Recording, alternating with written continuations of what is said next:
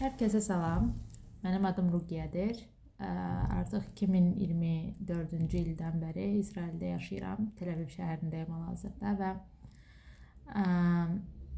2025-in may ayından etibarən də İsraildə, Tel-Avivdə, Ramat Gan deyilən bir bölgədə Sheba xəstəxanasında fəaliyyət göstərirəm.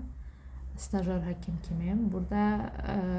Buranın səhiyyə sistemi elədir ki, əgər sizin praktik təcrübəniz yoxdursa, 10 ilin üzərində deyilsə əgər, yeni qaydaya əsasən, yeni güncəlləməyə daha doğrusu əsasən, siz burada 1 il staj keçməlisiniz. Hal-hazırda bu 1 illik staj 9 aya qısaldılıb. Yəni bundan sonra kim gəlsə staja başlasa 9 ay edəcək, 1 il yox.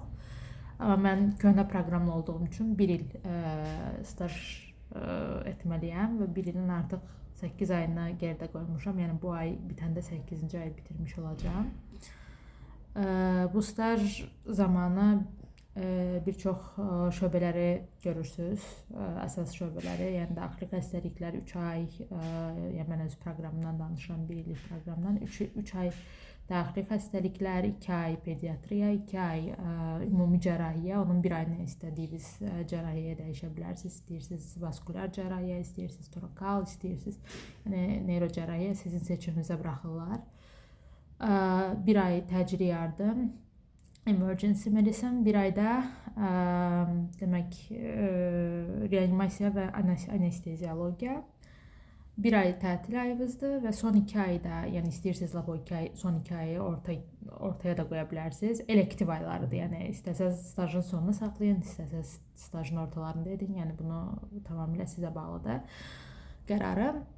Və bu elektiv aylarında istədiyiniz şöbədə, yəni gələcəkdə rezidenturanı düşündüyünüz şöbədə elektiv edirsiniz. Elektivin stajdan fərqi nədir? Yəni eyni ilə staj kimi yerində gedirsiniz, sadəcə olaraq elektiv ayında bir stajyorun, yəni stajyor həkimin gördüyü işlərdən əlavə daha çox əmək xərcləyirsiniz, daha çox özünüzü göstərirsiniz, daha çox xəstə müayinəsində iştirak edirsiniz və çalışırsınız ki, yəni həkim kimi onlara özünüzü göstərə biləsiniz, sadəcə yəni stajyor yox.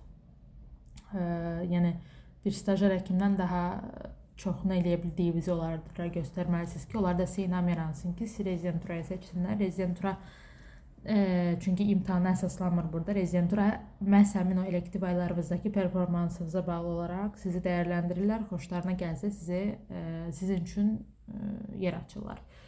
Və yaxud da yer yoxdursa, xəstəxana ümumiyyətlə doludursa, yerləri qəbul eləməyi düşünmürsə, deyə bilər ki, yəni səni çox bəyəndik, amma 6 ay gözləməsin, o artıq sizin qərarınıza bağlıdır. Gözləmək istəyirsiniz ya başqa bir yerdə, əgər gözləmək istəmirsə başqa bir yerdə yoxlamağı düşünürsünüz. Belə, staj müddəti bu qədərdir. Stajda əsasən nələr edir stajyor həkim? Yəni bu tamamilə əslində sizə bağlıdır. İstəsəz daha çox şeylər eləyə bilərsiniz. Elə stajyor var, mərkəzi Vena CVC access edir. Elə stajyor var, ancaq yəni ona verilən işlərlə kifayətlənir. Bu tamamilə sizə bağlıdır. Amma sizdən əsas görülməsi tələb olunan şeylər damar yolu açmaq, qan almaq, xəstələrdən anamnez götürmək, onları kompüterdə yazmaq, xəstələri təqdim eləmək, attendinglərə, yəni belə deyək, rezident həkimlərə və baş həkimlərə və təbii ki, aktiv iştirak etmək. Xəstə yenə olunmalıdır, yəni hansı müayinələr olunmalıdır. Burada təbii ki, aktiv iştirak eləmək də yenə də stajyorun özündən asılıdır. Elə stajyor var, deyir, mən istəmirəm, yəni də rezidenturadan öyrənərəm, eləsi var, aktiv iştirak edir. Və staj müddətində istəsəz araşdırma edə bilərsiniz, amma bu biraz çətindir, çünki vaxt etibarilə staj, yəni hər gün intensiv staja gedirsiniz, çox şöbədə saat 8-dən başlayır iş və 4-də bitir. Və növbələr də hər ay verirsiniz təbii ki, ən az 3 növbə, ən çox 6 növbə olmaqla ayda götürə bilərsiniz və bir növbədə 26 saatdır. Yəni başlayırsınız deyək ki, səhər 8-də, o biri gün saat 10-da xəstəxanadan çıxırsınız. 26 saat tamam olmalıdır çıxmaq üçün. Bəzən daha tez çıxa bilərsiniz, 1-2 saat o tərəfə, bu tərəfə, amma yəni belə ümumiyyətlə 24 saatı bitirmiş olmalısınız. Bəzi şöbələrdə iş 6-da başlayır, məsələn cərrahiyyə kimi. Yəni rezident həkimdən tələb olunan əslində çox şeyi staj stajyor həkim də yəni eləyə bilir və eləyə bilər. Belə yəni 1 il ərzində siz sistemə tamamilə adaptasiya olursunuz. İndi bu 1 il 9 aya dediyim kimi qısaldılıb. Amma əgər təcrübəniz varsa, artıq stajınız varsa öz ölkənizdən 10 ildən çox sizdən staj tələb olunmur. Siz sadəcə histaklut deyilən observation periodu keçirsiniz. Əgər orada observation periodda yenə də onların xoşlarına gəlsəz və görsələr ki, sizin dil bariyeriniz yoxdur, tamamilə yaxşı özünüzü göstərirsinizsə, onda yenə də sizi, yəni rezidentura keçmədən artıq baş həkim kimi, yəni də sizdən artıq rezidentura keçmək tələb olmayacaq, çünki təcrübəniz var. Ona görə sizi ixtisaslı həkim kimi işə götürürlər. Bu da belə. Yəni və rezidentura müddətində də uzmanlıq, yəni yenə də imtahanlar davam eləyir. Yəni bu stajdan sonra dediyim kimi rezidentura müddətinə seçilmə haqqında danışdım mən. İmtahan yoxdur, sadəcə o elektiv aylarındakı performansınıza əsasən seçirlər. Rezidentura dönəmində isə deməli hər ixtisasın özünə görə rezidenturası var və proqram fərqlidir.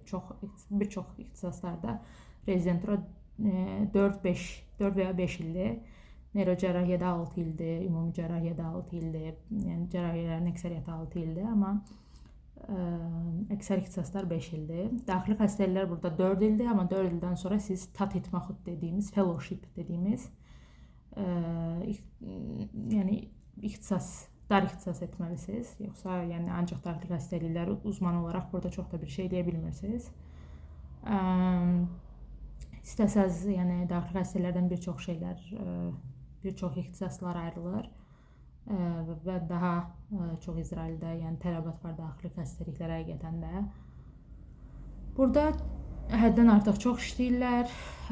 Hər bir ölkədə olduğu kimi, baxmayaraq ki, əhali sayı azdır. Yəni Türkiyəyə, Almaniyaya müqayisədə, amma həqiqətən də yəni həddən artıq çox xəstə var. Yəni mən olduğum xəstəxana Şeba xəstəxanası Forbes siyahısına görə dünyanın ən yaxşı top 10 xəstəxanasından biridir. Səhv etmirəmsə artıq 8-ci yerdədir və dünyanın hər yerindən axın var. Hər cür xəstə görürsünüz. Yəni mərkəzi yerlərdə, xüsusilə Tel-Avivdir, yəni Tel-Avivin özündə, yəni mərkəzi xəstəxanalarda həddən artıq çox xəstə axını var. Ona görə yəni burada baxmayaraq ki, əhali sayı azdır, amma xəstə sayı həqiqətən çoxdur, hədsiz çoxdur və həkimlər çox işləyirlər.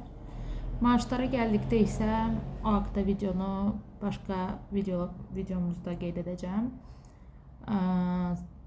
Bu qədər hələ ki. Sağ olun, salamat qalın.